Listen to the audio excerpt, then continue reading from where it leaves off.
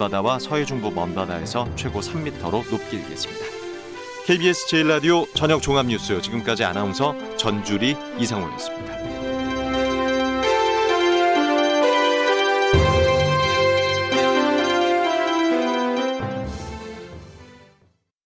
지금 시각 7시 20분입니다. KBS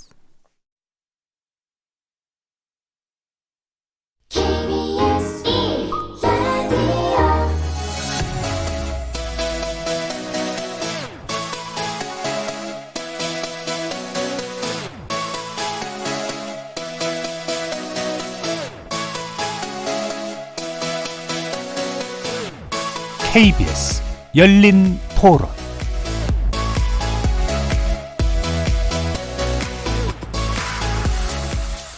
안녕하십니까. KBS 열린 토론 정준희입니다.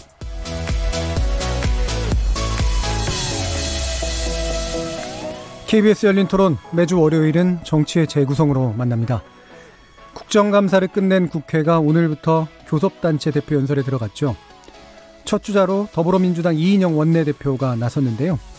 공정을 강조하면서 검찰, 선거제, 입시 문제 등 4대 개혁의 필요성을 제시했습니다. 집권 여당으로서 기치를 개혁의 방향으로 다시 세운 의미가 있지만 전망은 불투명하죠. 공수처법의 국회 본회의 부의 가능성이 높아진 상태에서 민주당은 한 번도 가보지 못한 길을 언급하면서 여야 사당의 공조를 모색하는 가운데 의원 정수 확대가 선거법 관련해서 새로운 이슈로 쟁점으로 부상하고 있습니다. 이렇게 얽히고 설킨 개혁 법안의 처리 협상, 어떻게 길을 잡아가야 될까요?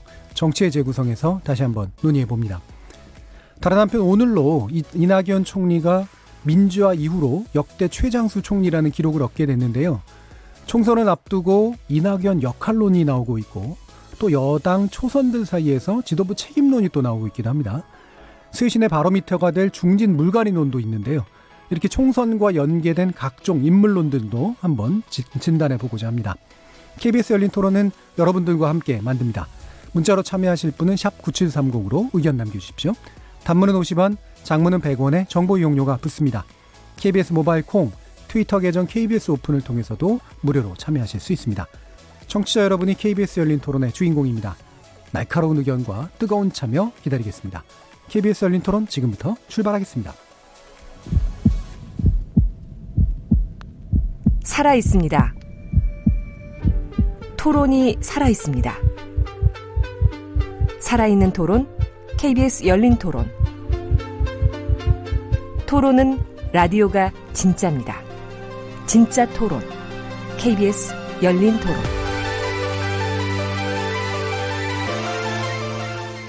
협치는 너무 멀고 대립만 남은 여의도 정치, 여기서 새롭게 바꿔봅니다. 정치의 재구성 함께해 주실 네 분의 논객 소개하겠는데요. 김민석 전 민주연구원장 모셨습니다. 어서 오세요. 안녕하십니까.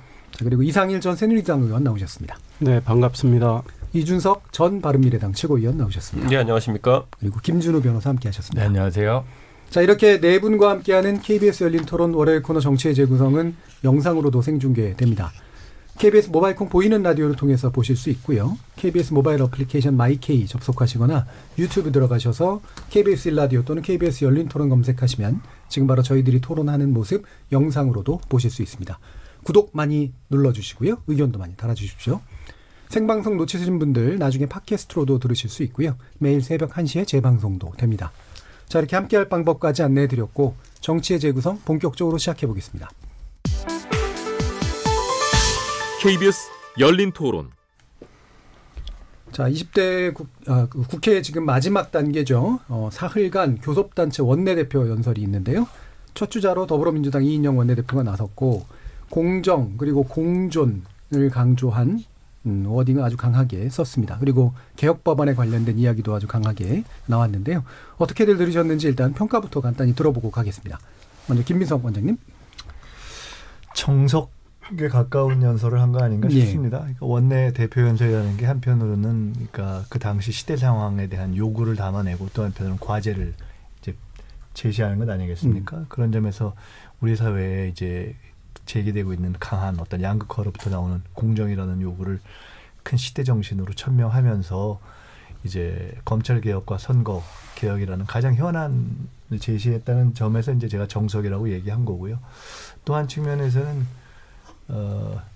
이제 과거의 또는 이제 다른 정치인들의 연설과 비교해 볼 때 이인영 원내대표의 스타일이 그대로 좀 나오는 거 예. 아닌가. 그러니까 약간 뭐 독특한 뭘 구사하거나 뭐 화려함이나 아니면 어떤 독특한 무슨 워딩 이런 걸로 좀 재미 보는 경우 있잖아요. 그런 것보다는 그냥 이렇게 정석으로 담백하게 얘기를 풀어가는 그런 스타일을 이렇게 반영한 거 아닌가 일단. 예. 기본적으로 정석이었다. 근데 사실 저는 그걸 보면서 오히려 야, 참 고민스러운 것 같다라는 사실 고민이 저는 많이 느껴졌습니다. 이거 어떻게 풀어가나 하는 그런 고민 그런 게 저는 사실 좀 많이 느껴졌습니다. 예, 그러니까 지금 해야 될 것 그리고 시대 정신에 관련된 것을 얘기하긴 했는데 풀어놨는데 어떻게 풀 수 있을까에 네. 대한 고민이 일으키셨다는 얘기죠.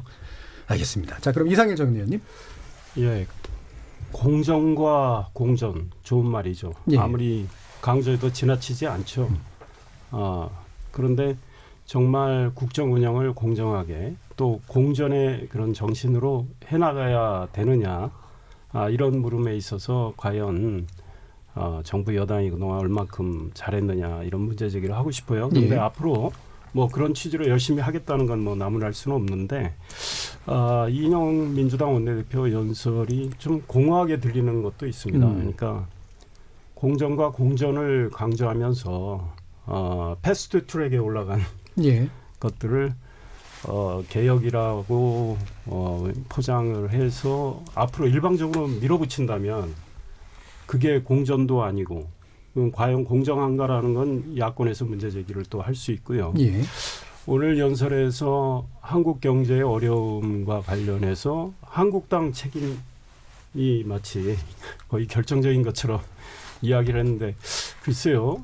국정 운영을 맡은 정부 여당이 그에 대한 어떤 책임윤리 그러니까 정부 여당이 추진해온 정책이 현실에 맞지 않고 부작용이 났을 때 그에 대한 일단 책임성을 인정한 다음에 뭐 야당이 좀 안 도와줘서 사실 더 어렵다. 이렇게 이야기한다면 뭐 야당도 수긍할 수 있을 텐데 한국당의 발목 잡기인 것처럼 이야기하신 거. 그다음에 공정을 강조하면서 조국 전 장관의 이 사태에 대해서는 아무런 언급도 하지 않고 사과도 없이 가고 있는 거. 이런 것들에 대해서 과연 국민들이 얼마나 진정성 있게 이인영 원내대표 이야기를 받아들일지 저는 좀 개인적으로 의문이라고 생각합니다. 예. 강조된 공정과 공존은 굉장히 필요한 일인데 지금까지 해온 것이나 해나갈 방향이 약간은 자가당착적인 어떤 모습인 것 같다. 이런 지적을 해주셨네요. 김준우 변호사님. 근데 이제 집권 여당의 원내대표가 갖는 고유의 고민이 그대로 담긴 연설문으로 봤고요. 예. 어떤 부분에서는 대단히 구체적인 입법 수단까지 다 일일이 명기를 했습니다. 뭐 소방관 국가직화라든가 뭐 청년보장 기본법이라든가 또 지금 WTO 개도국 지위 때문에 생긴 뭐 직불 문제라든가 예. 뭐 이제 굉장히 또 많이 했고 그래서 본인 스스로 워딩을 했듯이 이제 합리적 진보와 유연한 진보와 합리적 보수의 어떤 공존의 길을 좀 찾자라는 고민. 다시 얘기하면 또 한편으로는 조금 집권 여당이기 때문에 가질 수 있는 중도적인 측면들을 강조할 수밖에 없었고 사실 본인이 원내대표 나갈 때도 이제 그런 일성들도 좀 있었고요. 그 키워드를 찾다가 이제 공존이라는 단어로 좀 예. 모아낸 것 같고요. 그래서 어떻게 보면 약간 민주당보다는 조금 더 왼쪽에서 가지는 불만들이 좀 왼쪽에서 생각을 좀 하시는 분들은 좀 불만일 수 있고 오른쪽에 있는 정당도 당연히 불만일 수 있는 그래서 어떻게 보면 굉장히 어려운 일인데 이제 포괄적으로 책임감 있게 가겠다라는 그런 고민이 담긴 것 같습니다. 근데 뭐 이상희 의원님 말씀대로 조금 불만족스러울 수 있는 부분들도 있는 것 같습니다. 지지층을 얘기하기 위해서 뭐 조국 장관 문제도 약간 조금 애두른 감도 없지 않아 있고요. 근데 한편으로는 선거제도 검찰개혁 관련해서는 뭐 올해 상반기 패스트트랙을 같이 했던 여야 사당 공조를 통해서라도 반드시 개혁을 좀 추진하겠다는 의지를 좀 밝혀가지고 개인적으로는 어쨌든 약간 그동안 좌고우면하는 경향이 좀 있었는데 선거제도 검찰개혁에 대해서는 정확한 의지를 보여준 면에서 저는 개인적으로 그 부분을 좀 긍정적으로 높이 평가하는 쪽입니다. 예. 지금 공존을 강조한 내용에서는 뭐 대기업, 중소기업, 노동자와 기업인, 수도권과 지역, 도시와 농촌, 기성세대와 청년, 약자와 소수자와 더불어 사는 사람 뭐 이런 것들이 나오고 네. 지금 지적하신 부분은 좀 정치적인 이제 정당의 어떤 구도 안에서 네. 좀 더 합리적 보수와 좀 더 유연한 진보 쪽으로 중간으로 좀 더 모이는 방식으로 이야기했다라고 보시면 네네. 전반적으로 그러니까 앞에 있는 정치사법 권력기관 개혁과 관련된 문제, 입시 비리까지 하나의 그 가장 쟁점이 되는 이슈 4가지와 그 뒤에 5가지 뭐 세대, 계층, 지역별 문제, 불균형 문제를 다 묶어서 사실은 공존이라는 단어로 좀 풀어내려고 했던, 그러니까 공정에서 한 발 더 나아가려는 그 고민을 좀 했던 것 같아요. 뭔가 키워드를 뽑아내기 위해서. 네. 알겠습니다. 이준석 전 최고위원은 어떻게 보셨나요? 저는 뭐 이 구호라는 것은 사실 나쁜 구호를 내는 바보는 없죠. 일단 구호 자체는 뭐 선의에 따른 것이라 좀 보지만은 실제적으로 아까 언급되었던 5대 과제만 본다 하더라도요. 뭐 대기업과 중소기업의 동반 성장이라고 이야기하지만 최근 대통령께서 보인 행보라는 것은 뭐 삼성 디스플레이 공장 이런 것도 가가지고 하신 게 대기업 위주의 행보로 전환하겠다는 걸 명백히 보인 상황이고 최근에 중소기업을 위한 행보가 무엇이 있었는지 좀 기억하지 못하겠습니다. 그리고 예를 들어 노동자와 기업인의 상생 협력이라고 했는데 최근에 보면 뭐 노동자 우위의 어떤 정책들을 펴다가 이제 기업인 쪽으로 전환하는 낌새는 있지만은 어쨌든 이 정부 내내 어쨌든 노동자 위주의 정책이었다는 건 부인하기 어렵습니다. 그러니까 편향성이 명확히 보이는 상황이고 병존이 불가능한 상황 속에서 노동자와 기업인을 동시에 배려한다? 뭐 이런 게 제 생각엔 공허한 구호가 아닐까. 당장 그렇다면 최저임금을 안 올릴 겁니까? 올릴 겁니까? 그 문제에 대해서 답을 못 할 겁니다. 52시간 할 겁니까? 안 할 겁니까? 답 못 할 겁니다. 결국은 또 모호한 구호에 그냥 장난이 되지 않을까 하는 우려가 있고요. 예를 들어 수도권과 지역, 도시와 농촌의 균형 발전이라고 얘기했는데 이거 굳이 따지자면 부동산 정책에 영향을 많이 받는 부분일 텐데 주택 뭐 지금 3기 신도시 개발하는 것들 할 겁니까? 아니면 서울 내 재건축 활성화 할 겁니까? 안 할 겁니까? 뭐 이런 것들 결국에는 하느냐 마느냐의 문제 있어가지고 양쪽을 배려하겠다는 말은 공허한 구호가 될 가능성이 높은 그런 상황이고요. 기성세대와 청년의 공존. 최근에 일자리 통계를 살펴보면은 기성세대 또는 이제 노년층의 어쨌든 단기 일자리 위주로 그 일자리가 늘었던 것이 드러나고 있는데 청년을 위해서 어떤 일자리 정책을 갖고 있습니까? 또다시 처음에 대선 공약처럼 뭐 80만 개의 뭐 공공 일자리 늘리겠다 이렇게 하면서 또 공무원 늘리겠다는 것으로 갈 것인지 이번엔 그런 것 최소한의 대안도 없이 이렇게 뭐 이것과 이것을 A와 B를 어떨 때는 A와 B가 아니라 A와 A-를 동시에 챙기겠습니다 같은 다소 모순적인 구호가 될 수도 있는 거거든요. 저는 앞으로 그래서 총선을 앞두고 이미 뭐 국감 때도 몇 번 이제 의원들이 지적했지만은 여러 가지 통계 수치가 정부가 약속했던 것과 그러니까 이제 집이 배달될 시기가 왔는데 그 대선 때나 아니면 그 이후에 모델하우스에서 계속 보여줬던 것 같은 전혀 다른 게 왔어요. 이제 집이 납품될 때가 와서 보니까 수도꼭지도 처음에 금수도꼭지라 그랬다가 지금 가보니까 뭐 어느 제품인지도 모를 만한 게 들어와 있고 이 상황에서 지금 새로운 비전을 제시하기보다는 오히려 결산을 한번 해보자. 지금까지 정부의 방향성이 옳았느냐 틀렸느냐에 대한 솔직한 이야기가 먼저 나와야 되는 것이 아닌가. 그래야 기업도 혼란을 좀 줄일 수 있습니다. 예를 들어 아까 말씀드렸듯이 방향 전환을 하려면은 오히려 명확한 것이 좋습니다. 소득주도 성장이 지난 2년 동안에 효과가 없었다. 그렇기 때문에 앞으로는 이러이러한 정책을 하겠다 명시하는 게 좋지. 이것도 하면서 저것도 하겠다. A 하면서 A 다시 하겠다. 이런 것은 뭐 보수하면서 진보하겠다. 저희 손학규 대표가 그러셨거든요. 뭐 그런 거 비슷한 얘기라서 구성원들이 동의할 수 없는 부분입니다. 그럼 이 공존이라는 것의 그 해석은 이준석 최고위원이 보시기에는 모순이기 때문에 문제인 건가요? 아니면은 이거를 중도화시킬 수 있는 방안이 없어서 문제인 건가요? 저는 지금까지 정부가 다소 그런 중도적인 정책을 펼치신 능력을 가진 쪽이었다면은 그 능력에 기대를 해볼 수도 있겠지만은 지금까지 우리 정부가 보여준 것은 뭐 정책적인 면에서 철저하게 득을 보는 쪽과 손해를 보는 쪽이 있음에도 불구하고 정부는 이런 정책적 목표가 있기 때문에 무조건 52시간을 하겠습니다. 아니 무조건 무슨 뭐 최저임금 인상을 하겠습니다. 그때 반대 여론들이 있었거든요. 근데 반대 여론들을 묶어내는데 실패했었어요. 그 당시에. 근데 지금은 어떤 전환을 했다는 것인지 보기 힘들기 때문에 결국은 우리가 소위 말하는 바보 샤워라고 하죠. 결국 뜨거운 물 틀었다 안 되니까 찬물 좀 틀겠다고 하는 얘기 정도가 아닌가 이런 우려를 지울 수가 없습니다. 오히려 갈짓자 방향으로 본다라는 그렇죠, 거고요. 네. 근데 저는 그 뭐 이준석 그 전 최고위원께서 하신 얘기 중에 좀 집권 여당에서 새겨 들어야 될 얘기도 있지만 사실 연설문에는 또 그 와중에서 또 민주당이 잘한 것들에 대해서도 조금 이렇게 드문드문 묻어놨습니다. 연설문에 예를 들어 문재인 케어에서 의료 보장성이 확대됐다든가 뭐 그 상가임대차 보호법 개정을 통해서 소상공인을 위한 보호 정책을 지난 국회에서 통과시켰다든가 이제 몇 가지 이제 사례들을 들면서 그리고 이제 말씀하신 대로 청년 일자리 부분은 해결책이 없으니까 차라리 청년 복지 정책을 조금 더 화끈하게 좀 쓰겠다라는 이제 정책 대안을 좀 내고 있고 그래서 문제 이제 윤석 최고위원께서 얘기하신 분 저는 일리가 있지만 다른 부분에 분명히 있다. 그래서 저는 이 정부가 다 잘했다고 생각하진 않는데 그리고 말씀하신 대로 이제 왔다 갔다 행보거나 정책 처방에 일정의 순서가 바뀐 것도 있었어요. 예를 들어 상가임대차 보호법이 사실은 먼저 통과되고 최저임금 인상이 좀 뒤에 됐었으면 이 파급 효과가 좀 덜했을 것 같거든요. 근데 어쨌든 둘 다 정리는 됐기 때문에 그래서 갈지자 행보도 맞고 아직 그 풀지 못하고 있는 숙제들도 꽤 많고 지금 사실 이제 입시 정책 관련해서도 약간 갈지자라고 얘기할 수 있지 않습니까? 그래서 그런 부분들이 있는 건 분명한 것 같고 그것들에 대한 비판에 대해서 좀 수용할 건 수용해서 집권당이 어쨌든 남은 2년 반의 정부 동안 조금 더 옹골차게 좀 정책 수행을 잘 해야 나갈 필요는 있겠죠. 예, 이분 그 디테일로 가서 뭐 다 얘기하기는 어려운데 한 두 가지만 말씀하신 것 중에 조금 이거는 좀 이해를 해줬으면 좋겠다 싶은 것은 어차피 이제 집권 여당이 무한 책임이 있기 때문에 제기하신 것들에 대해서는 다 각각에 따라서 이제 귀담아 들어야 된다고 생각하는데요.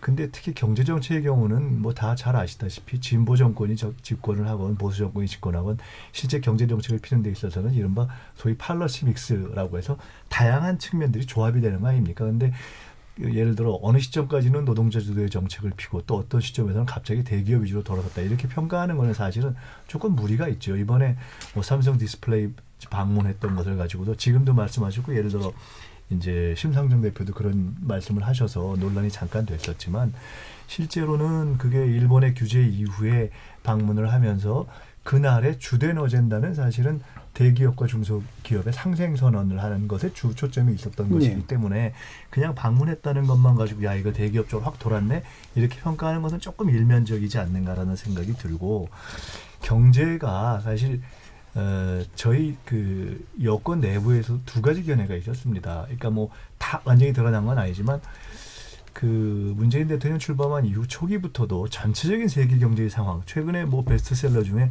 수축사회 이런 얘기를 하는 분들도 있지만 전체적으로 경제가 이렇게 세계적으로 다운되고 있기 때문에 이게 사실은 만만치 않다. 우리가 노력을 하고 소득주도 성장을 해서 확 좋아진다기보다는 어려움을 구조적으로 이렇게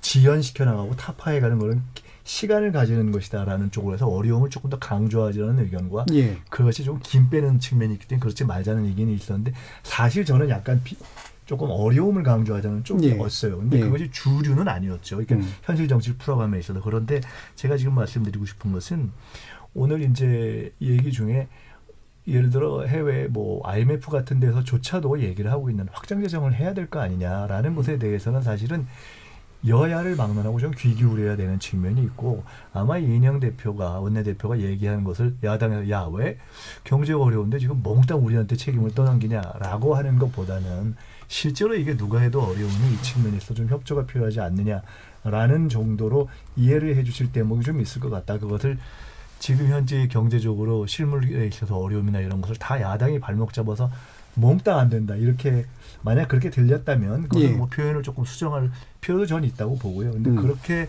해석할 필요는 없다. 지금 실제로 뭐 누가 해도 상당히 어려운 그런 측면이 있는 구조에 대해서 지적을 하고 그래서 제가 아까 처음에 고민이라는 말씀을 드렸지 않습니까?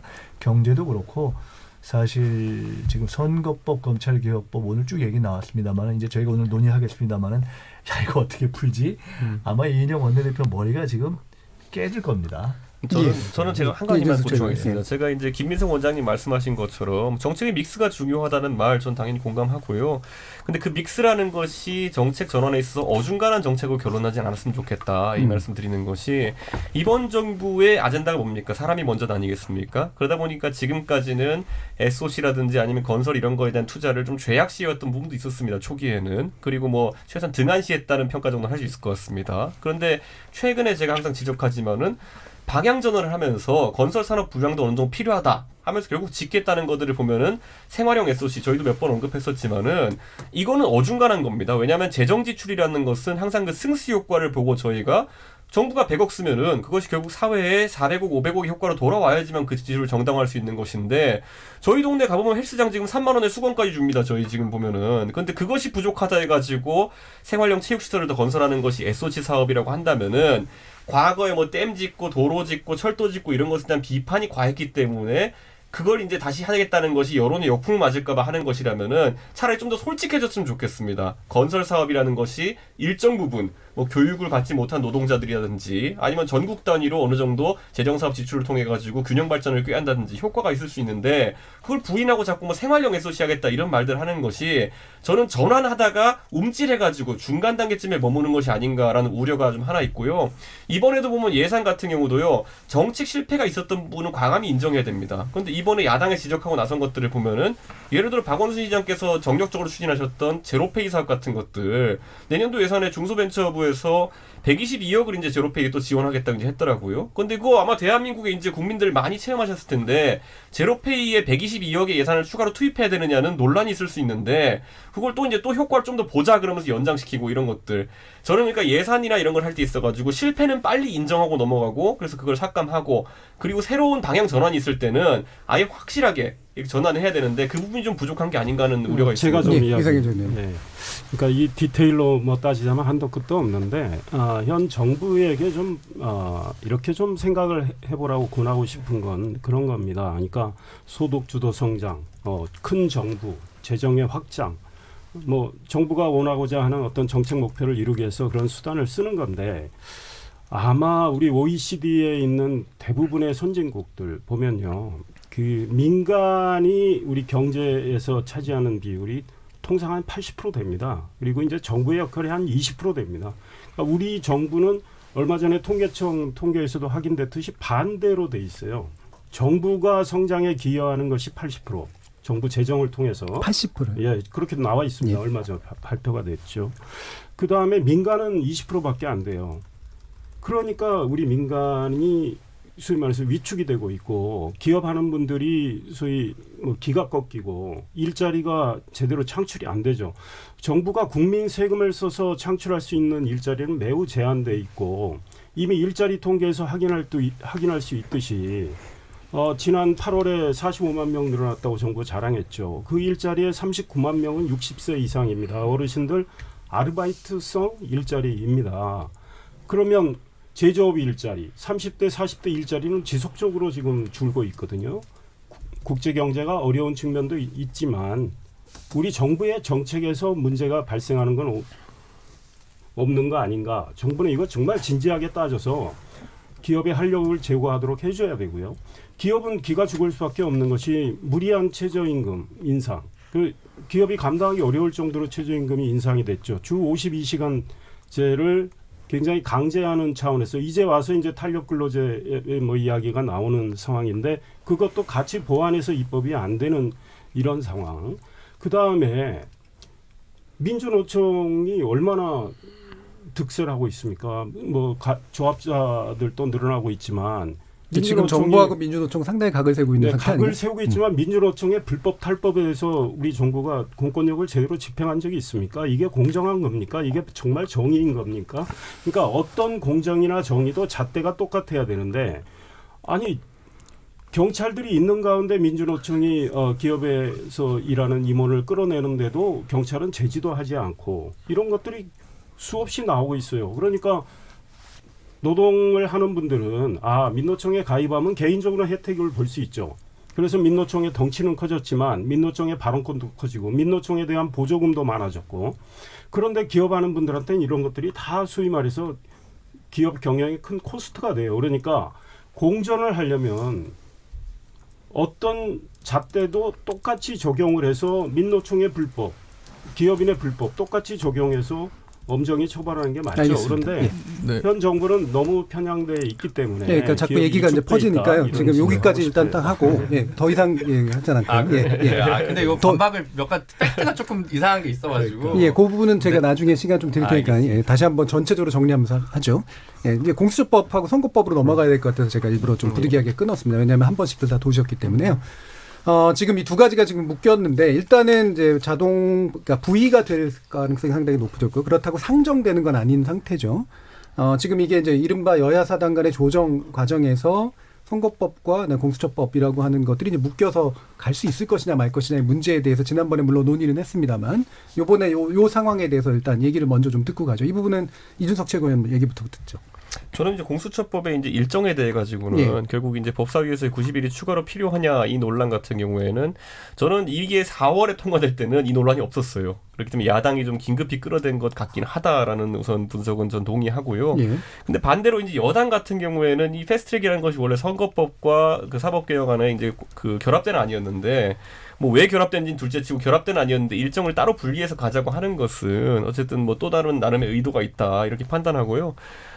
지난번에 저희가 공수처의 허점에 대해서 몇 번 짚었지만은 이 일정상 서두르는 것 자체가 많은 국민들에게는 뭐 공수처법에 대한 여론은 최근 여론조사에 보면 상당히 갈리고 있거든요. 그런 상황 속에서 서두르는 건 혹시라도 조국 장관에 대한 수사나 이런 것들 염두에 둔 거 아니냐라는 합리적 의심을 받을 수밖에 없습니다. 예. 그래서 저는 지금이라도 그 문희상 의장님 같은 경우에는 원래 평소에 의회주의자로 상당히 합의의 원칙을 중요하시는 분으로 이제 알려져 있는데 이번에 사실상 뭐 언제든지 상정할 수 있다는 취지로 이제 본인의 해석을 이제 말씀하셨거든요. 그렇기 때문에 저는 좀 그런 부분에 있어가지고는 여유를 좀 가져줬으면 좋겠다 의장님도. 왜냐하면 지금 그 국회에서 이 패스트트랙 그 갈등이라는 것이 사실 수십 명의 의원들이 이제 사실 검찰 수사를 받는 상황까지 가게 된 아주 안 좋은 선례로 남아있는 상황 속에서 사법개혁안이라는 어쩌면 새로운 기구의 설치입니다. 새로운 기구의 설치라는 것은 사실 상당한 뭐 어떤 신중성을 기해야 되는 것인데 논의가 숙성되지 않은 상황 속에서 6개월 전에 이제 패스트트랙이 태어났다고 해가지고 바로 처리하려고 하는 것은 아주 제가 봤을 때는 협치의 의지와는 좀 벗어난 부분이 있다 이렇게 생각하고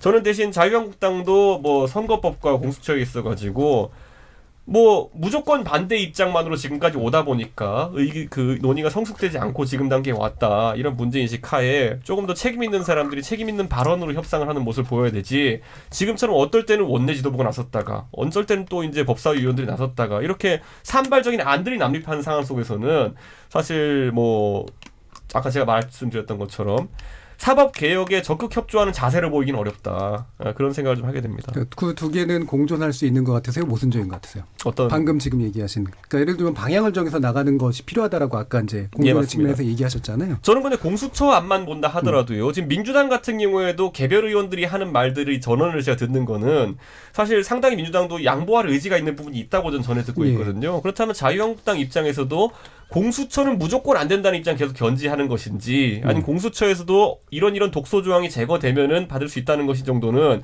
원내 지도부가 가름말을 트고 그다음에 여러 안들이 나와야 되는 것인데 지금 그런 모습이 전혀 보이지 않습니다. 왜냐하면 선거법 같은 경우도 그때 마찬가지였거든요. 가름말 터가지고 우리가 원하는 안은 무엇이다가 나왔으면은 서로 그냥 좁혀질 수 있는 접점이 있을 텐데 지금 상황에서는 뭐 접점이 만들기 힘들어 보입니다. 알겠습니다. 이분 김재석 공수처를 먼저 처리하겠다는 것은 지난주엔 저희가 비판을 좀 했고 근데 이제 지난주 수요일 목요일 지나가면서 이인영 원내대표는 이제 워딩을 바꿨죠. 그래서 양수 겸장을 둬서 만약 자유한국당의 협의가 잘 안 되면 여야 4당 공조 정신으로 돌아가서 추진하겠다고 했으니까 뭐 공수처 우선 처리 뭐 이런 거는 이준석 최고위원은 좀 지나간 얘기인 것 같고요. 그런 거 이제 뭐 국회 타임테이블에 없는 것 같습니다. 그리고 이제 공수처 협의안 같은 경우는 민주당은 가급적 처리하는 게 원칙이기 때문에 뭐 권은희 의원 안, 바른미래당 권은희 의원 안을 거의 뭐 수용해도 무방할 정도로 좀 열린 자세를 갖고 있는 것으로 최근에 좀 보입니다. 그래서 그게 크나큰 현재 쟁점이 될 것 같지는 좀 않습니다. 그래서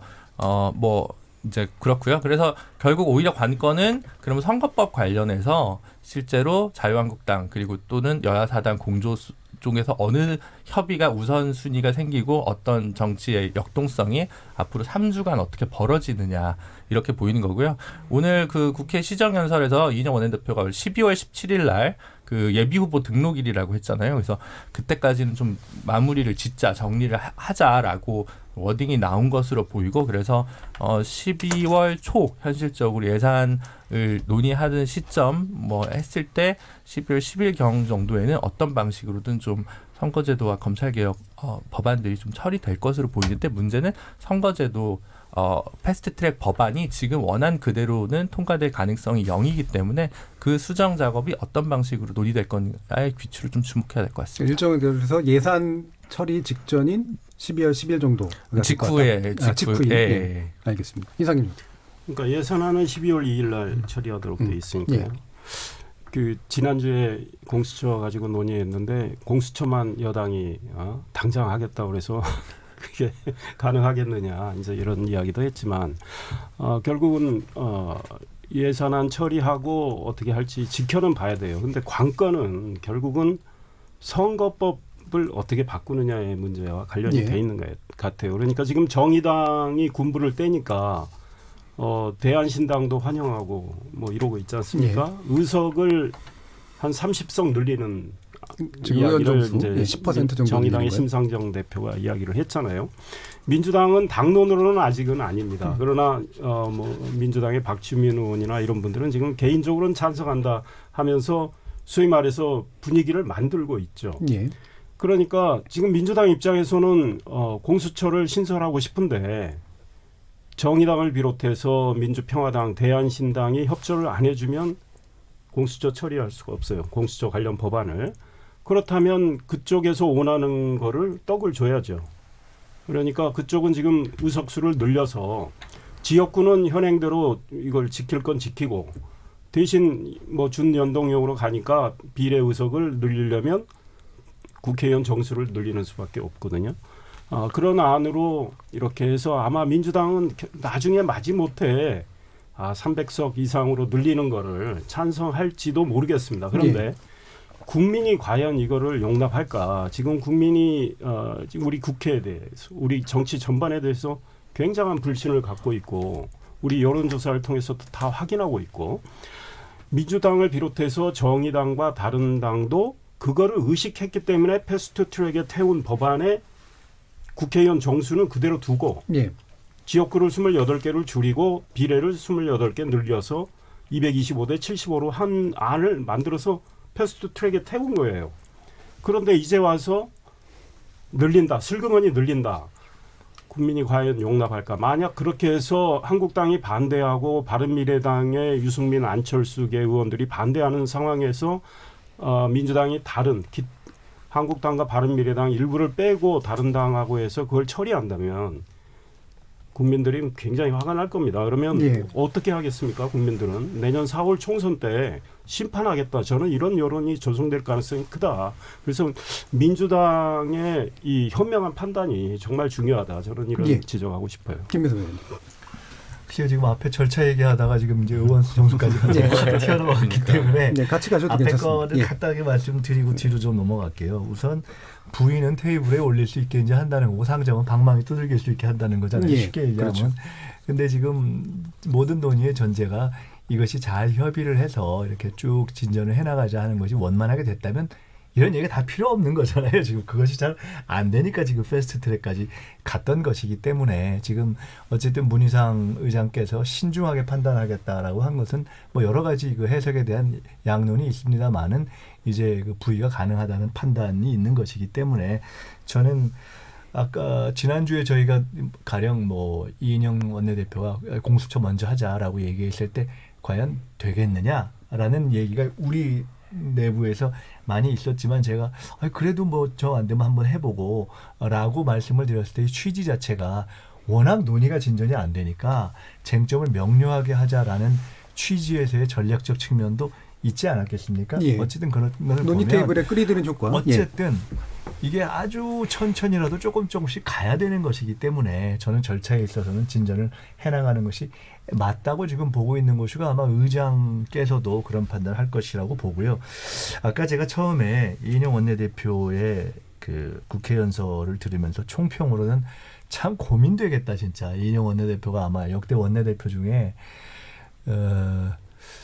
이인영 원내대표 스타일하고 나경원 원내대표 스타일이 워낙 다르잖아요. 아마 이인영 원내대표가 나경원 원내대표처럼 이렇게 말을 조금 확 좀 다른 말을 할 수 있다든가 약간 변칙에 능하거나 이러면 조금 다른 지금 저희가 협상 과정을 볼 수 있을지 모르겠는데 굉장히 고민을 할 것 같다. 근데 어쨌거나 그중에서 지금 제기된 의원 정수 문제에 대해서 아까 민주당이 앞으로 어떻게 할지 모르겠다 이렇게 말씀하셨는데 이게 정말 사실 뭐 누구도 단정할 수 없죠. 근데 제가 보기에는 여기 이제 조금 제가 분리해서 말씀드려야 되겠는데 저는 사실 개인적으로 몇 년 전부터 지역구 그대로 두고 의석 늘리고 세비라든가 보좌관 줄여서 전체 예산 동결 10년쯤 해서 한 330석에 그 정도로 가는 것이 현실적인 거 아니냐. 이거는 아마 정의당에서 얘기하기 전부터 저는 원래 생각하고 주변에 예. 좀 주장을 했던 사람이기 때문에 최근에 이걸 둘러싼 어떤 당략적 판단과는 다르다는 점을 제가 예. 전제로서 말씀드리는데 여러 가지를 종합해서 연동형 비례대표제의 취지와 그럼에도 불구하고 현실적으로 그걸 통과시킬 수 있는 어떤 현실적 가능성을 놓고 볼 땐 아무리 생각해도 그 방법밖에 없지 않는가라는 것이 저 나름대로 이게 오랫동안 생각을 해보고 연구원장을 할 때도 예, 예. 이걸 좀 고민해보고 토론도 해보고 여론조사도 해봤어요. 근데 이게 참 조금 더 말씀하겠습니다만 잘 국민이 안 받아들여 주시더라고요. 이 문제를. 일단 감성적으로 잘 안 받죠. 예. 그래서 이게 여론조사를 여러 번 해보고 그래도 그래서 이게 저 개인적으로는 이게 야 아무리 합리적이라고 생각해도 일단 국민이 싫다는데 이걸 어떻게 하겠나 해서 저 개인적으로는 그냥 손을 든 사안입니다. 예. 그에 대한 판단을 민주당 내에서 많이 하고 있어요. 많이 하고 있고 지난번 패스트트랙의 법안을 올릴 때 이게 사실은 지역구를 줄이는 거기 때문에 어렵죠. 어렵지만 그때 민주당이 안을 이렇게 정한 것은 이게 개별 의원들의 이해관계로 놓고 가기 시작하면 사실 어떤 것도 통과하기 어렵기 때문에 개혁이라는 큰 관점에서 볼 때 일단 국민들 앞에 명분이 있는 개혁이라는 것을 사법개혁과 선거개혁에서 정해놓고 그냥 일단 가자. 그걸 다 맞출 수가 없으니까 그렇게 해놓고 가야 의원들이 아무리 개인적 이해관계가 있다 하더라도 마지막에 이게 개혁이냐 아니냐 또 자기가 대외적으로는 적어도 옳다고 천명했던 안에서 개인적인 이해관계 때문에 뒤로 갈 것이냐 하는 문제를 놓고 갈 때 그래도 정치가 아무리 정치가 개인적 이해관계가 중요하다 하더라도 명분과 원칙이라는 것이 그래도 더 앞서는 것이 아니냐라는 고민을 담아서 사실은 이 패스트트랙 마지막 결정을 했던 것이기 때문에 저는 물론 지금 이제 선거법을 사법개혁 처리하는 것 때문에 고민이 있습니다만은 쉽사리 이게 사실 민주당이 지금 말씀하시는 의정 정수를 올리는 것으로 가기도 모르겠습니다. 저는 지금 최근 원내지도부 얘기를 안 해봤지만 제가 좀 어려울 조금만 것 같아요. 보태면 이상희 의원님 말씀이 이제 전 이제 반만 맞다고 생각했는데 그래서 아까 12월 10일 얘기한 거는 정기국회가 100일입니다. 예산 통과일은 12월 2일인데 12월 7일 정기국회 끝나면 그때까지 만약 자유한국당이 필리버스터를 하면 그다음 임시회 다시 열어서 그렇죠. 첫날 네. 통과되기 때문에 제가 12월 10일 정도 네. 이렇게 얘기를 한 거고요. 그다음에 민주당이 여야 4당 패스트트랙 공조를 복원해가지고 선거법을 통과시킬 가능성은 있는데 그렇게까지 통과시켰을 때는 의원 정수 확대를 하기는 어렵죠.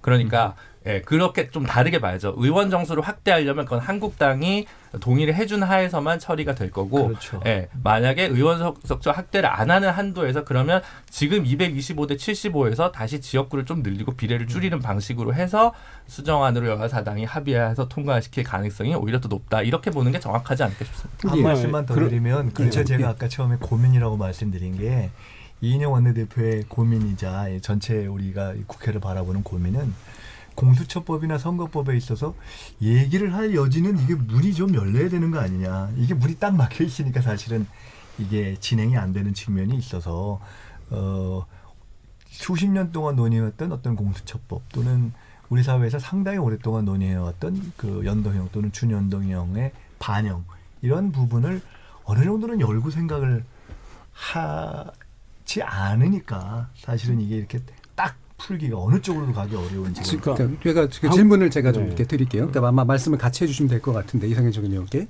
지금 자유한국당 입장을 아마 짐작하셔야 되는 상황이긴 하겠지만 막연히 반대를 하는 상태를 유지하는 게 실질적으로 현실적이라고 생각하시는지. 아니 한국당은 철학이 다르다니까요. 네, 물론 당연히 한국당은 그렇죠. 안을 내놨지 않습니까? 그러니까 비례를 없애고 지역구를 270으로 해서 국회의원 정수를 30석을 줄이는 안을 아직까지 주장하는데 한국당이 이야기하는 이 준연동형의 문제는 대통령제하고 안 맞는다라고 그러니까 하는 내용으로 지금 들어가서 철학이에요. 질문하는 게 아니라 그러니까 협상 가능성에 대해서. 그러니까 현행 대통령제를 유지하려면 한국당이 내놓는 안이 더 타당하다는 게 한국당의 주장이에요. 물론, 그러니까 제가 보기에 협상 가능성이 없어요.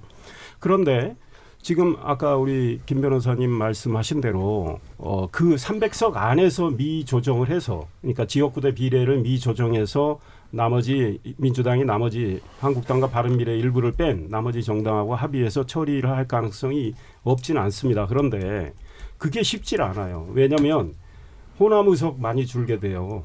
그다음에 그러니까 민주평화당과 대한신당은 그 의석을 그대로 지키자는 거란 말이에요. 그럼 미조정을 해도 호남 의석이 현재 한 6석 정도 줄게 되는데 한 4석 정도만 준다고 해도 반대할 가능성이 있어요. 예. 그러니까 민주당은 공수처를 처리를 하기 위해서라도 슬그머니 정의당이 지금 군부를 열심히 떼고 있고 다른 정당이 가세를 하고 있기 때문에 의석수 늘리는 쪽으로 가서 어차피 뭐 패스트트랙에 그전에 한번 태웠는데 그 새로운 안을 만들어서 못 태울 이유가 있습니까? 국민을 뭐 좀 무시하고 일단 처리한 다음에 죄송합니다 할지언정 그럴 가능성도 저는 배제할 수 없다고 생각을 하는데 예.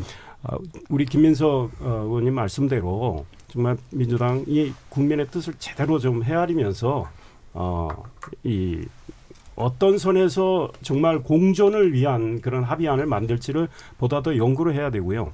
과거의 이야기를 하나 해드리면 16대 국회 때 2004년 우리 국민들이 국회의원 의석 너무 많다 해가지고 국회 의석을 273석으로 줄였습니다.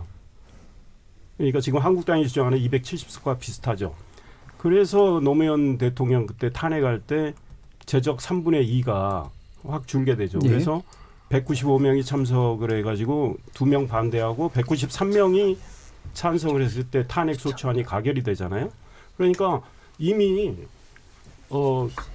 국회 제적 의원을 확 줄인 적도 있어요. 예, 예. 그게 불과 뭐 15년 전인데. 그게 2000년 DJ가 대통령일 16대 때고요. 때 16대 때 2000년이고요. 16대. 그 IMF 때 같이 허리띠를 그래서 졸라 매자라고 그렇죠. 했던 그렇게 아니었죠. 줄인 2004년 적이 아니고요. 있는데 이제 지금 와서 330석까지 늘어난다. 그러면 우리 국민들이 이 정치라도 잘해서 국민들의 이 민생고나 이런 걸 해결해 주면서 국민의 행복을 증진한다면 몰라도 지금 예. 국회가 20대 국회 거의 마비 상태에 입법도 제대로 안 되는데 아무리 예산은 기존으로 묶어놓고 의석을 늘린다 하더라도 찬성을 하지 않을 짧게 거다. 한 말씀만 이런 드릴게요. 이야기하고 싶습니다. 예, 그 숫자 문제와는 별도로 이제 정치가 철학적 측면도 있고 현실적 측면도 있는데 이 선거법 관련한 논의와 협상을 하다가 아까 우리 이 의원님께서 한국당이 비례 문제에 대해서 철학이 달아들었는데 갑자기 그렇게 철학이 그렇게 됐는지 참 궁금해요. 아니 언제부터 그렇게 철학적이었는지. 그러니까 이게 우리가 대통령제 하에서 비례대표제를 이론적으로는 어떻게 설명한다 할지라도 있었고 또 역대 지금 자유한국당의 전신인 정권이 있었던 하에서도 있었던 것이고. 근데 한국당 이야기는 준연동형에 대한 이야기입니다. 비례가 아니고 준연동형을 하다 보면 지금 그렇죠. 비례대표를 그러니까 준연동형을 그러니까 제가 드리고 싶은 말씀은 준연동형을 하려면 의원 내각제로 바꾸라는 거 아닙니까? 한국당이 왜 그럽니까? 아니라 대통령제하에서 준연동형을 하면 민의 정당들이 소위 여당의 위성 정당들이 나와서 실제로 과반을 넘기니까. 아니 그 말하는 게 아니라 아니 갑자기 철학이 그 한국당 철학을 갑자기 반영하면 나경원 원내대표 같은 분은 지금 와서 국회의원 될 수도 없고 한번 생각해 보세요. 그런 국회가 지금 만약 모조리 지역구만 뽑은 국회의원들로만 한다고 해보십시오. 뭐 좋은 점도 있겠죠. 근데 그렇게 되면 그렇지 않아도 적은 여성의 수는 어찌 되며 여러 소수자의 대표는 어찌 되면 과연 지금 그런 국회를 우리가 만들어 놓는 것이 우리 사회에 적합한 것인가? 한국당이 왜 갑자기 철학이 저렇게 됐지? 전 참 알겠습니다. 어느 정도 협상할 수 있는 안을 내놔야지. 합의하려면요. 현행제도 하자면 합의가 될 거예요. 그러니까 지역구를 현재 아니 그러면 현행제도와 비슷한 약간 다른 걸 내놔야지. 아니죠. 비례 선출 방식을 가지고 지금 문제를 아니라고 삼는 거 아닙니까? 그게 국회에서 협상을 하자는 겁니까? 알겠습니다. 비례 의원 선출 방식 때문에 그런 거죠. 그러니까 지금 공수처법이나 사실 선거제도에 관련된 것도 물론 각자 다 의견들이 있으시겠지만 그 의견의 올바름을 가지고 지금 논의보다는 이게 협상 가능성이 정말 여러 시나리오 중에 어느 것이 더 가능할 거냐라는 부분에 되게 집중하기 때문에 일단은 김준희 변호사께서는 자유한국당과 협의하지 않으나 의원 정수를 올리는 방식으로는 아마 불가능할 것 같다라고 보신 거고요. 지금 이제 이상현 전 의원 같은 경우에는 여야 사당끼리 합해서 올리는 방향으로 아마 협상 가능성도 있다. 하지만 그거는 국민이 좀 싫어할 거다. 이렇게 저는 근데 보신 한마디만 겁니다. 더 붙이면요. 이미 약간 좀 짧게만 안타까운 시점이 온 게 선거를 만약에 12월에 통과시키면 선거를 4개월 정도 앞둔 시점에 내 지지율표를 보고 각 당이 나한테 가장 유리한 선거법을 꺼내들고 협상할 가능성이 있습니다. 그런데 이것은 사실 좀 원칙적으로 맞지 않는 것이 사실 지금 민주당의 저는 혼선이라는 것도 과거에 6개월 전에는 본인들의 지지율에 있어가지고 자신감이 있었기 때문에 뭐 그런 안이 나왔다, 준연동제가 나왔다는 보는 부분도 있고요.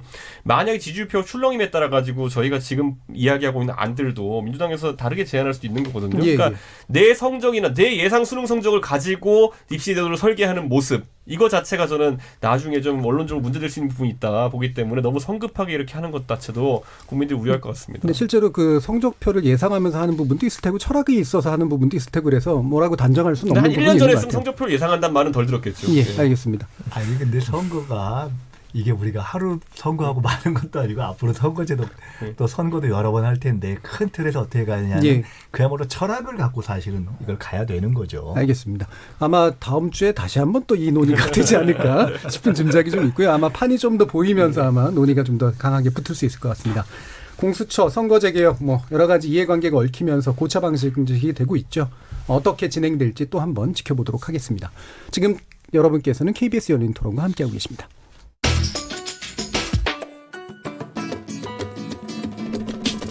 묻는다, 듣는다, 통한다. KBS 열린 토론. 듣고 계신 청취자 여러분 감사드립니다. 들으면서 답답한 부분은 없으신가요? 궁금한 점은요? 그렇다면 함께 토론에 참여하시죠. 유료 문자 샵 9730을 이용하시면 됩니다. 단문은 50원, 장문은 100원의 정보 이용료가 있습니다. 스마트폰 어플리케이션 KBS 모바일 콩을 통해서도 무료로 참여하실 수 있습니다. KBS 열린 토론은 언제나 열려 있습니다. 듣고 계신 KBS 열린 토론은 매일 밤 1시에 재방송됩니다. 자, 그럼 우리 토론 진행되는 동안 청취자들이 보내주신 의견 들어보고 가죠. 송아랑 문자캐스터. 안녕하십니까. 문자캐스터 송아랑입니다. 청취자 여러분이 보내주신 의견 소개해드리겠습니다. 유튜브로 김영준님, 패스트트랙 개혁 맞아요. 무소의 뿔처럼 국민만 믿고 공수처를 밀어붙이세요. 의원수 늘리는 건 찬성, 단 세비는 동결. 콩으로 지리산 불곰님, 경제 문제, 한국당은 직접 책임, 민주당은 관리 책임. 콩 아이디 5688로 시작하시는 분, 소득주도 성장, 최저임금, 52시간 근무제, 탈원전, 반일운동 모두 경제에 마이너스 효과만 가져왔습니다. 콩으로 선다리님, 야당인 자유한국당이 매번 국회에서 일은 안 하고 장외로 나가니 집권 여당이 어떻게 정책을 펼 수가 있겠습니까? 콩으로 아네모네님, 좀 여당의 동조도 좀 해봅시다. 물어뜯기만 하지 말고 정치 지겹네요. 콩 아이디 K7414로 시작하시는 분, 법을 만드는 국회는 언제까지 법 위에 있을 겁니까? 7835님, 공수처 백혜련안은 힘들 것 같습니다. 기문이 아니라도 합시다. 유튜브로 레몬 맛있다님, 국회의원 수 좀 늘리는 건 반대 안 해요. 너무 양당 체제도 문제입니다. 유튜브로 슬리핑 드림님, 공수처 통과시키려면 정수 늘려서 다른 야당들 설득하는 수밖에 없습니다. 9655님, 이인영 원내대표 정치력이 참 부족합니다. 콩아이디 K7372로 시작하시는 분, 의원 한 명도 늘리지 마세요. 4309님, 지금 있는 의석 가지고도 일을 제대로 안 하시면서 무슨 의석을 늘린단 말입니까? 유튜브로 263님, 국회의원 늘리고 세비 줄이고 비서관들 줄이면 찬성합니다. 라는 의견 주셨습니다. 지금 방송을 듣고 계신 청취자 여러분이 시민 논객입니다. 계속해서 청취자 여러분의 날카로운 시선과 의견 보내주세요. 지금까지 문자캐스터 송아랑이었습니다. 뭐든지 이야기해. 날 이해시키려고 해봐. 서로의 대화가 하나 되길 기대해. KBS 열린 토론.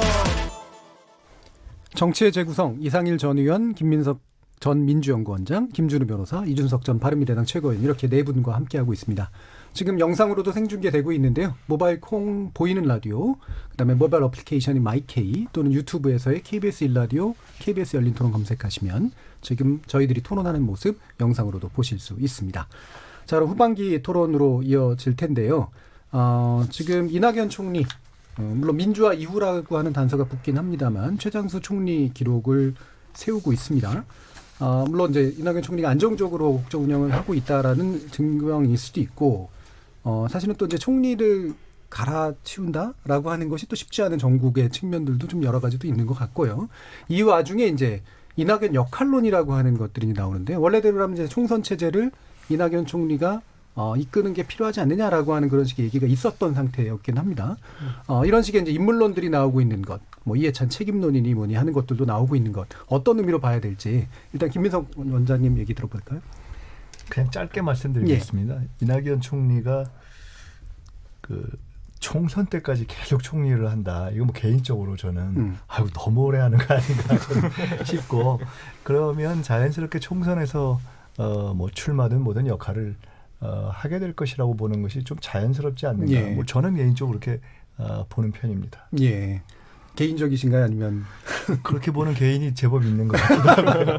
알겠습니다. 이상현 대통령 고민이 많으실 것 같아요. 그러니까 이낙연 총리를 대체할 만한 카드가 뭐 대통령 지금 머릿속에는 없는 것 같아요. 아직까지는. 그런 훌륭한 어떤 카드를 찾아야 되는데 그다음에 또 인사청문회라는 이 고민도 있고요. 그렇죠. 검증의 문제도 있고. 그러나 민주당이 선거에서 내년에 패배를 하면 대통령 레임덕이 오기 때문에 대통령 입장에서 민주당에서 큰 선거 때 기여를 할 수 있는 분을 또 뭐 차출해서 선거를 돕도록 해야 하는 그런 또 측면도 있고요. 어떻게 판단할지 몰라도 지금 이해찬 민주당 대표가 얼굴로 나서서 전국을 돈다. 표 별로 떨어질 것 같아요. 저는. 그러니까 이낙연 총리 징발을 하는 게 민주당 입장에서는 훨씬 낫지 않을까 이런 생각을 개인적으로는 합니다. 그렇기 때문에 이낙연 총리는 적절한 때 물러나고 아마 민주당의 뭐 선대위원장을 맡든 예. 이렇게 해서 민주당에서 활동을 하지 않을까 이런 생각이 들고 본인은 사실 그걸 원할 거예요. 왜냐하면 선거 때 본인이 역할을 해가지고 선거에 만약에 승리한다 그러면 대선 이 다음에 대선에 상당히 큰 소위 말해서 어드밴티지가 되잖아요. 그러니까 대선 주자로서 당내에 확고한 이상을 갖게 되는 거거든요. 2011년 말에 홍준표 새누리당 아니죠. 한나라당이죠. 한나라당 대표 체제가 있었어요. 그때 유승민, 남경필, 원희룡 다 최고위원이었습니다. 이분들이 우리가 홍준표 대표 체제로 내년 2012년 선거를 치를 수 있을까? 해서 그분들이 안 된다고 판단을 해서 박근혜 당시 의원을 징발하자 뭐 이런 논의가 나오고 대표위원직을 그러니까 최고위원직을 물러나 버리니까 그때는 집단지도 체제라서 홍준표 대표 체제가 저절로 와해가 됐어요. 그래서 홍준표 대표는 뭐 유승민, 원희룡, 남경필 이분들에 대해서 감정이 별로 안 좋죠. 그래서 박근혜 당시 의원이 징발당한 셈이죠. 그런데 친박계에서는 이 선거가 어려운데 만약에 박근혜가 나서서 선거를 치러가지고 지면 2012년 대선에 당시는 큰 상처를 입는다 하지 말라고 했지만 어떻게 당의 요구를 그걸 무시하겠어요. 그래서 박근혜 비상대책위원장 체제가 되고 이름을 새누리당으로 바꾸고 그때 선거를 이겼죠. 그러니까 선거를 치를 수 있는 중심 인물 그 어떤 분이냐가 정말 선거에 굉장히 중요합니다. 그래서 그런 맥락에서 민주당에서는 이낙연 총리만한 카드가 없지 않나 개인적으로는 그런 생각합니다. 상당히 가능성이 높다고 한국당의 보시는 경우는 거죠? 현재 한교안 대표를 대체할 만한 카드가 없어요. 그래서 한국당은 한교안 대표 체제로 그대로 갈 텐데 민주당은 고민이 많을 거다 이런 생각합니다. 근데 저는 이런 생각을 하는 게 제가 방금 전에 이제 이상일 의원님 이야기를 다 들으면서 물론 이상일 의원님도 그때 정계 입문하셨지만은 제 정계 입문했을 때 이야기예요. 그런데 맞아요. 그때 놀라웠던 게 뭐냐면요. 우리가 이제 그 당시 새누리당의 성공을 그러니까 비상대책위원회 체제의 새누리당 성공을 공천 불가리에서 보는 사람도 있는데 그것을 진행할 때 가장 중요한 핵심은 결국에는 그 권위를 가지고 있어야 되거든요. 비상대책위원장이 들어오든지 아니면 새로운 지도자가 왔을 때. 근데 박근혜 대통령 우리가 알고 있지만은 과거부터 이명박 대통령 경선할 때부터 그냥 그 당시 한나라당에서 그냥 두 개의 탑이었어요. 네. 이게 뭐 서로 이제 맞먹는 규모를 가지고 이렇게 했던 정치인이고 이낙연 총리께서 당에 이제 민주당에 복귀했을 때 할 수 있는 역할이 뭐가 있을 것인가에 대해 가지고 그분의 개인적인 자질이야 워낙 뛰어나시고 국민들의 사랑을 받고 있지만은 그분이 확보하고 있는 대선 지지율 약 20% 초반대 되는 것은 과거 박근혜 대통령이 이명박 대통령과 각을 세우면서 얻었던 대통령 지지율이 30%라는 좀 느낌이 다르다. 그렇기 때문에 물갈이라든지 어떤 선거 때 쓸 수 있는 여러 가지 전략 전술의 그 수행자가 될 수 있을 것인가에 대해 가지고는 뭐 제가 아는 민주당 인사분들 같은 경우에는 의외로 좀 카드가 적을 수 있다. 예. 왜냐하면 이낙연 총리께서는 안정감 있게 국정을 운영하는 보좌역으로 지금까지 국민들이 각인되어 있었던 것인데 지금 와서 국민들이 예를 들어 민주당에서 굉장히 안 좋게 보는 부분이 있다면은 뭐 너무 대통령과 의견이 일치하는 사람들만 요즘 이야기하는 거 아니냐 이런 것들인데 그러면 그분이 각을 세우는 역할이냐? 그것도 안 될 것 같고 제 생각에 이낙연 총리께서도 그 역할을 하고 싶지 않아 하실 거다. 그렇다면 막연히 그러면은 유세차 타고 손 흔드는 것만으로 득표를 끌어올 수 있겠느냐. 그것도 저는 이낙연 총리께서 하기 어려운 부분일 거다 봐서 저는 총선이란 건 결국 지휘하는 사람들 메시지 전쟁인데 오히려 대통령과 약간 거리감이 느껴진 인물을 새로 수혈했을 때 국민들한테 선거에 영향이 큰 거 아니냐라는 지적도 들었기 때문에 네. 저는 이낙연 총리께서 그래서 역할이 오히려 예를 들어 항상 언급되는 뭐 종로 출마라든지 어쨌든 개인이 이름 있는 장수로서 나가 싸우는 것 정도에서는 굉장히 당이 환영할 수 있겠으나 선거를 지휘하는 역할로는 의외로 제한적일 수 있다. 뭐 이런 생각도 하게 됩니다. 예, 박근혜 전 그러니까 대통령 시절하고 비교해 보면 예. 비슷한 면도 있지만 사실은 상당히 큰 차이가 그 안에 있다라고 그때 박근혜 대통령 비상대책위가 와서 했던 것들은 당명 바꾸고 뭐 보수를 정강정책에서 뭐 드러내자 이런 얘기들 상당히 김종인 그 당시 비대위원이 했던 파격적인 이야기들이라든지 그때 또 당의 상황이 또 사실 되게 그렇죠. 안 그리고 좋았기 실제로 나중에 때문이었죠. 인원 불가리라고 했지만은 결국 한 거는 제가 이렇게 표현할지 모르겠지만 친이계 불가리한 거예요. 그런데 그런 정도의 어떤 정치적 박력을 이낙연 총리께서 친문에 대해서 할 수 있겠느냐? 저는 그건 상당히 역할이 제한적일 것이다 이렇게 봅니다. 근데 이 선거에서 정답은 없습니다. 그러니까 물론 박근혜 당시 의원이 가졌던 그 위상과 파워, 정치적 파워에 이낙연 총리는 못 따라가요. 아직은 지지율은 안정적으로 20% 선에서 뭐 1, 2위를 다투지만 그러나 민주당 내에 지금 인적 자원을 생각한다면 또 그만하게 선거를 이끌 수 있는 인물이 현재는 없어 보여요. 그러니까 이낙연 총리한테 기댈 수밖에 없는 게 민주당 상황이 아닌가 이런 생각이 듭니다. 민주당의 상황이 또 그 당시에 이제 새누리당 한나라당의 상황하고는 또 다른 측면도 있고요. 예, 예. 김준일 변호사님. 저 말고 패널 다른 세 분은 다 정치인이셔서 예. 승부를 즐기시고 이제 그 승부를 마다하지 않으시고 이제 이런 이제 성정이 있으실 텐데 저는 좀 다르니까 이낙연 총리 잘하고 계시잖아요. 예. 잘하고 있는 사람 안 바꾸거든요. 송혜 선생님 안 바꾸잖아요. 전국 노래자랑에서.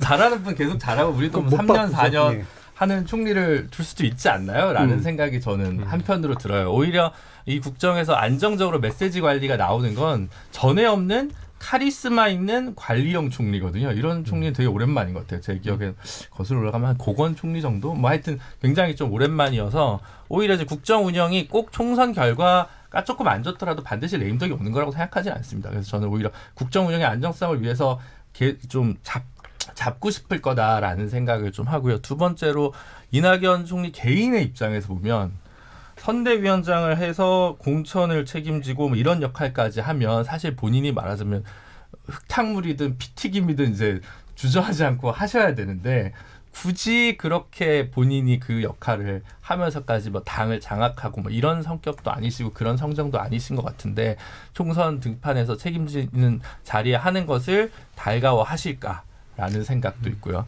다른 한편으로 선거 전략은 사실 우리 뭐 김민석 원장님도 계시지만 사실 이해찬 대표님이 선거 전략에 있어서는 사실 대중적 지지도와는 별개로 상당히 좀 유능하신데 반해 이낙연 총리께서 전국 단위 선거를 관리해 본 경험은 좀 적은 문제. 그리고 불편부당하게도 굉장히 본인한테는 마이너스고 디스어드밴티지입니다만 어쨌든 호남 인사를 다시 전면에 내세우는 것이 더 악화된 영남 여론에 또 어떻게 영향을 미칠 건가의 문제, 이런 문제를 좀 조목조목 생각해 보면 저는 개인적 차원에서 당의 차원에서 그리고 시민이 보는 정부의 바라는 차원에서 보면 좀 각각의 층위에서 이낙연 총리 등판에서 네거티브하거나 별로 꼭 가장 좋은 수는 아니다라고 생각할 근거는 또 있지 않나 이런 좀 생각을 합니다. 희망인지 예상인지가 약간 불분명하긴 하네요.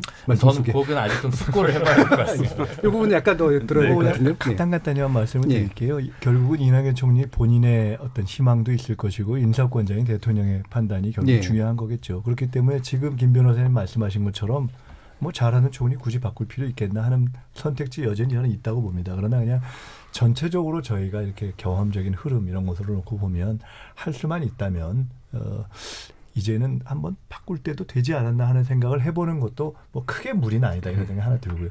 두 번째로 근데 그것을 이제 논의할 때 그러니까 제가 뭐 안 바꿀 수 있다라는 전제에서 말씀드린 거죠. 근데 얘기할 때 그러면 이낙연 총리가 만약에 총선에 등장한다면 그것이 이해찬 대표의 책임론과 연결되는 함수인가? 그것은 꼭 그렇지 않을 수 있다. 예. 특히나 이제 지금의 여권, 지금의 더불어민주당을 이해할 때는 과거의 정당, 과거의 이제 민주당 계열의 정당들이 가져왔던 어떤 정치적 경험과 문법을 가지고 해석하면 약간 오판을 하게 될 것이다. 언론에서도 그런 식으로 이렇게 그렇죠. 그 틈을 내서 기사를 쓰면 약간 오판이 될 가능성이 높다. 아마 그것은 내부 권력 투쟁으로서의 뭔가 그러니까 당내의 탑을 바꿔내는 그러한 방식이라기보다는 여권이 동원할 수 있는 자산들을 극대화한다는 측면으로 이해되는 것이 아마 합당하지 않겠는가라는 생각이 들고요. 또 하나는 지금 그 이해찬 대표 체제 하에서의 이 공천 이런 것이 사실은 저는 자유한국당 분들한테도 그런 말씀 많이 들었는데 비교적 부러워할 만큼 또 우리 정당사에서 상당히 이 진일보한 시스템으로 지금 많이 정리가 되어 있거든요. 예. 그런 부분을 이끌어온 데 있어서는 이해찬 대표의 경험과 리더십이 굉장히 중요한 거였어요. 그리고 이 국면에 있어서 당내에서 이 조국 상황을 거치면서도 이 국면에 있어서의 마이너스가 된 측면이 있다면 그 책임을 이해찬 대표에게 물어야 된다. 이런 어떤 공론적 합의가 있는 것도 아니기 때문에 예. 전체적으로 저는 이낙연 총리가 총선에 있어서 뭐 등장을 하거나 조금 더 역할을 하는 부분을 이해찬 대표의 어떤 문제 또는 집권당 내부에서의 어떤 권력의 교체 문제로 해석하는 것은 좀 과도한 해석이고 좀 잘못된 해석이 될 가능성이 훨씬 많다. 예. 기자들의 예측이 많이 틀리기도 하지만 기자 출신의 제 감으로 한번 이야기를 하면 이해찬 대표는 공천까지 마무리를 하고 나는 공천혁명을 했습니다. 개혁을 했습니다 하면서 명예로운 퇴장을 할 가능성이 있다. 그리고 선거운동을 지휘하는 건 이낙연 총리.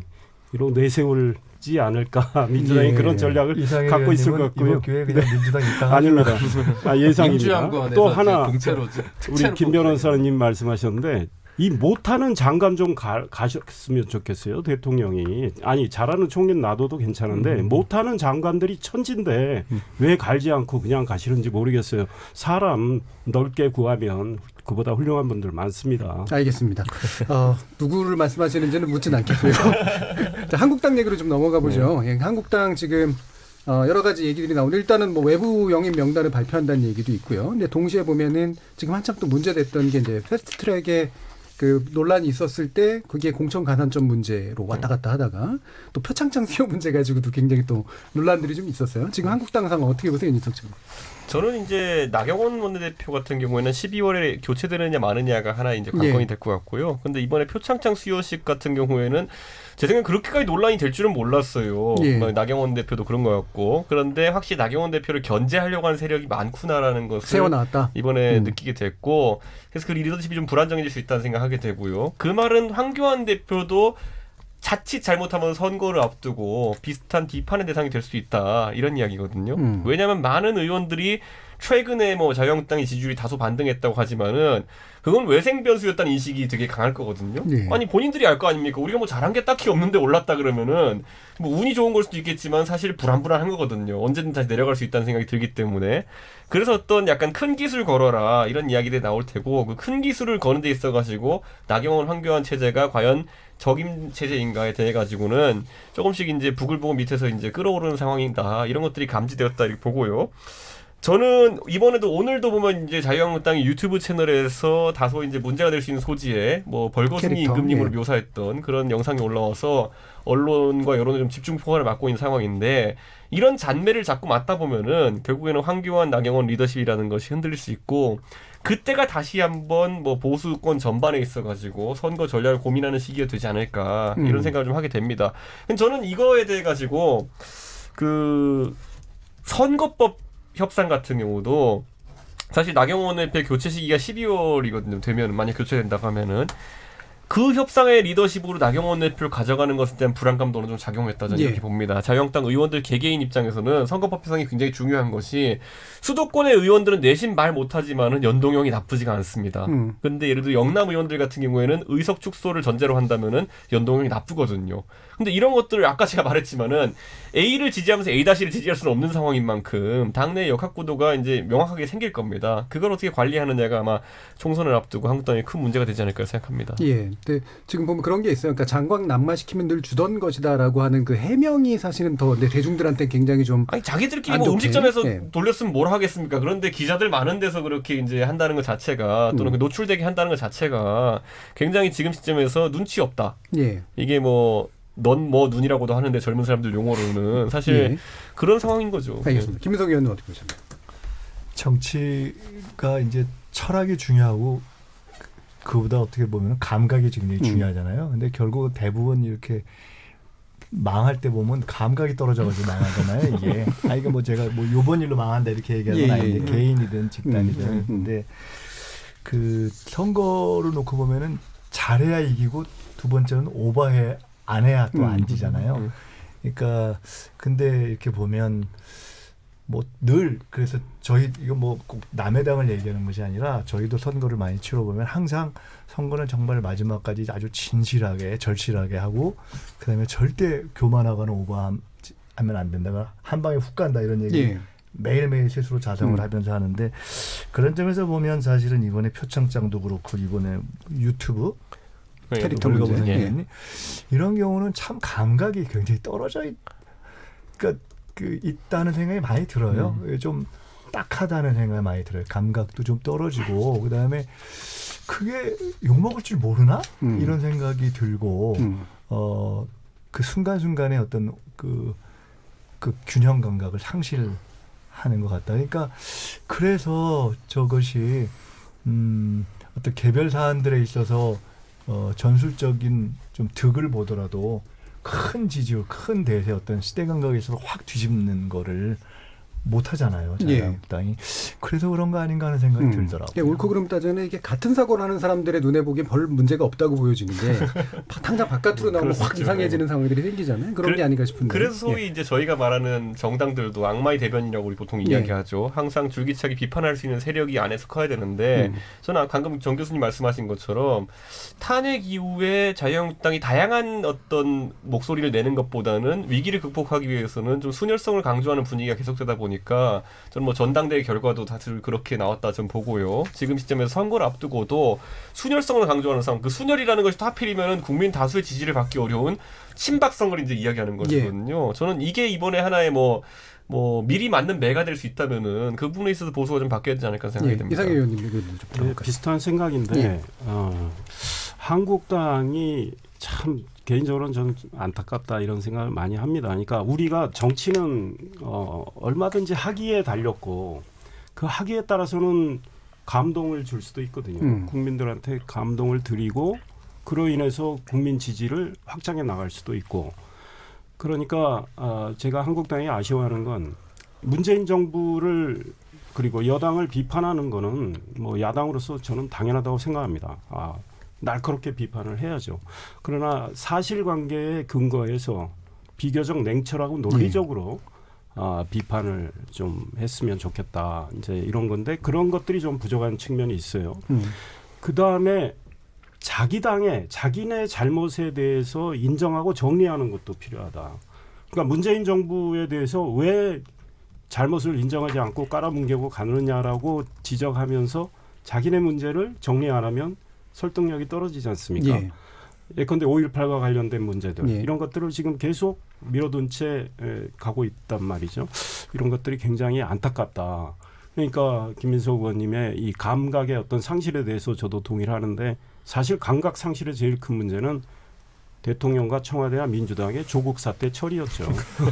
그런데 어찌됐든 어느 쪽이든 뭐 하다 보면 잘못할 수 있어요. 잘못하면 잘못을 인정하고 책임을 느끼고 정리해 나가면 그래도 국민들이 제정신으로 제대로 정치를 하려고 하는구나 이런 평가를 해주는데 그런 면에서 한국당이 좀 부족하고 쇄신 노력을 정말 아주 지속적으로 크고 작은 것들을 해 나가야 소위 무당파들도 한국당을 다시 보고 한국당이 달라졌네 이런 평가를 하게 되고요.